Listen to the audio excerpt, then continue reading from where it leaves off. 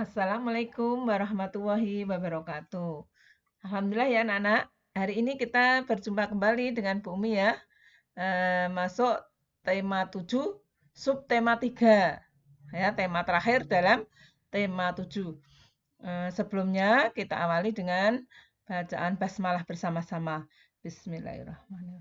Semoga dengan bacaan basmalah diberikan kemudahan, kelancaran, dan kepahaman pada pembelajaran hari ini. Kita mulai ya. Kegiatan pembangunan untuk mengisi kemerdekaan. Tujuan dan cita-cita bangsa Indonesia yang tercantum dalam Pancasila dan UUD 1945 khususnya alinea keempat. Yang pertama adalah melindungi segenap bangsa Indonesia dan seluruh tumpah darah Indonesia. Yang kedua, memajukan kesejahteraan umum. Yang ketiga, mencerdaskan kehidupan bangsa. Yang keempat adalah ikut melaksanakan ketertiban dunia yang berdasarkan kemerdekaan, perdamaian abadi, dan keadilan sosial. Tujuan dan cita-cita tersebut ini menjadi dasar pembangunan nasional Indonesia setelah merdeka. Pembangunan dapat diartikan sebagai yang pertama adalah suatu proses yang dilakukan oleh manusia untuk memperbaiki tingkat kehidupannya secara material maupun non-material atau spiritual. Yang kedua, dapat diartikan usaha untuk menciptakan kemakmuran dan kesejahteraan rakyat yang hasilnya dapat dinikmati oleh seluruh rakyat Indonesia secara adil dan merata.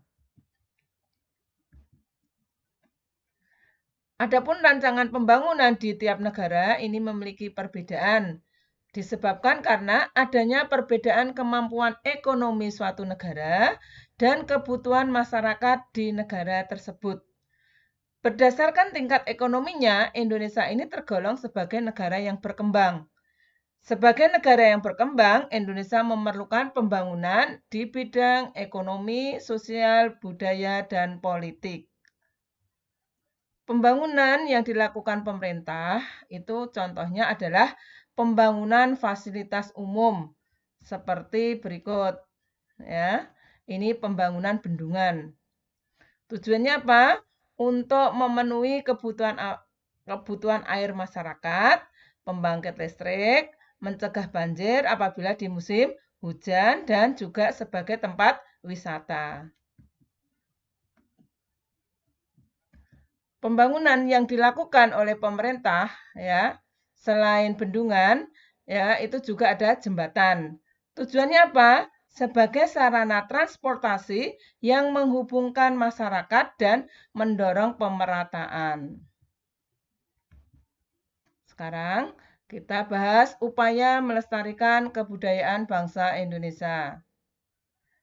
Kalian telah mengetahui ya, perlawanan bangsa Indonesia terhadap penjajahan yang dilakukan dari Portugis, Portugal, Belanda, sampai Jepang, Indonesia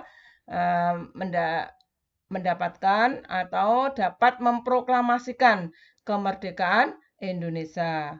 Ya, ini perlawanan bangsa Indonesia terhadap penjajah dilakukan dengan mempersatukan masyarakat yang berasal dari suku dan budaya yang berbeda-beda. Adapun keberagaman dalam masyarakat Indonesia itu membentuk beragam budaya yang terus dipelihara sebagai kekayaan bangsa. Oleh sebab itu, maka kita harus menjaga dan menghargai budaya tersebut. Selain itu, kita juga berkewajiban untuk mempertahankan budaya bangsa kepada generasi penerus. Sekarang, perbedaan budaya sebaiknya tidak menjadi bahan perselisihan dan pertentangan. Kita harus menghormati budaya dari daerah lain. Hal tersebut bertujuan untuk menjaga kedaulatan negara dan ketentraman dalam hidup bermasyarakat. Adapun sikap yang dapat kita lakukan untuk menghargai dan budaya daerah adalah sebagai berikut. Yang pertama, tidak boleh membangga-banggakan budaya sendiri. Yang kedua, tidak boleh menjelek-jelekan budaya daerah lain. Yang ketiga, mau menikmati pertunjukan budaya daerah lain. Yang keempat, mau mempelajari budaya daerah lain. Ya, cukup sekian pembelajaran hari ini. Bu Umi ingatkan ya, berdoa selalu, sholat 5 waktu, sholat duha, murojaah, tahfidnya. Bu Umi tutup sekian dulu ya. Apabila ada kata salah, Bu Umi mohon maaf. Wabillahi taufik wal hidayah. Wassalamualaikum warahmatullahi wabarakatuh.